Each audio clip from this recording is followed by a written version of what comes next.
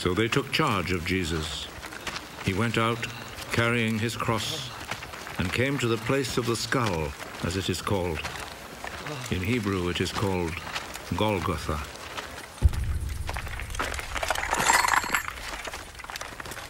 There they crucified him, and they also crucified 2 other men, one on each side, with Jesus between them.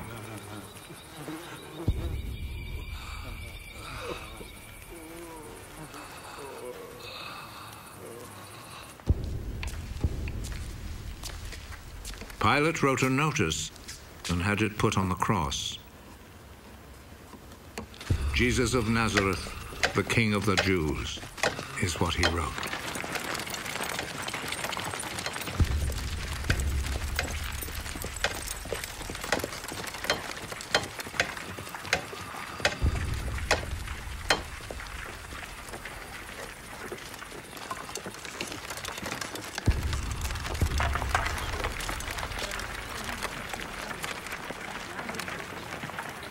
Many people read it because the place where Jesus was crucified was not far from the city.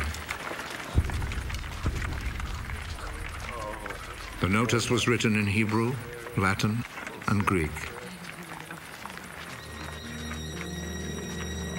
The chief priest said to Pilate, "Do not write the King of the Jews, but rather..."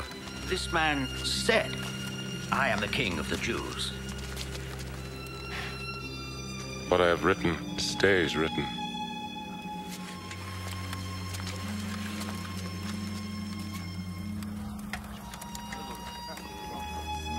After the soldiers had crucified Jesus, they took his clothes and divided them into 4 parts, 1 part for each soldier. They also took the robe, which was made of 1 piece of woven cloth without any seams in it. The soldiers said to one another, "Let's not tear it. Let's throw dice to see who will get it." This happened in order to make the scripture come true.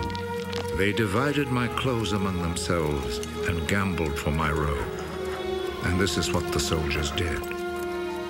Standing close to Jesus' cross were his mother's sister, Mary, the wife of Clopas, and Mary Magdalene. Jesus saw his mother and the disciple he loved standing there. "He is your son." Then he said to the disciple, "She is your mother." From that time, the disciple took her to live in his home. Jesus knew that by now everything had been completed. And in order to make the scripture come true, he said,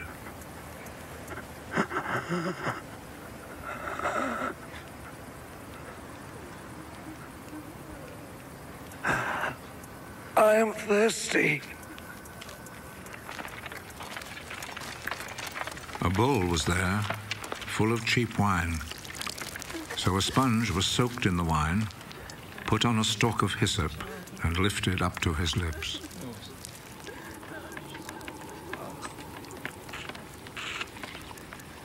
Jesus drank the wine.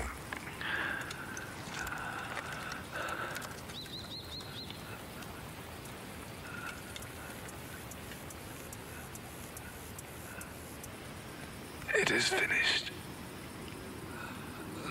Then he bowed his head and gave up his spirit.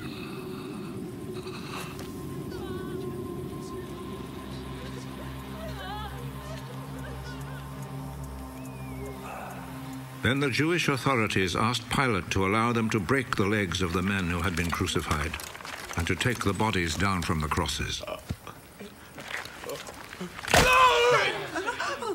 They requested this because it was Friday, and they did not want the bodies to stay on the crosses on the Sabbath, since the coming Sabbath was especially holy.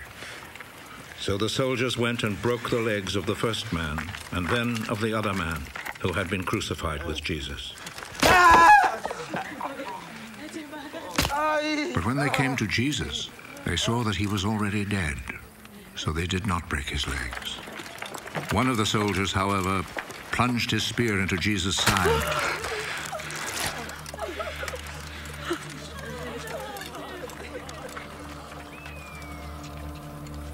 And at once, blood and water poured out.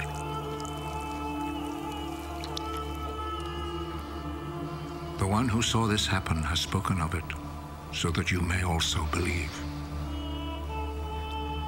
What he said is true, and he knows that he speaks the truth. This was done to make the scripture come true. Not one of his bones will be broken. And there is another scripture that says, people will look at him whom they pierced.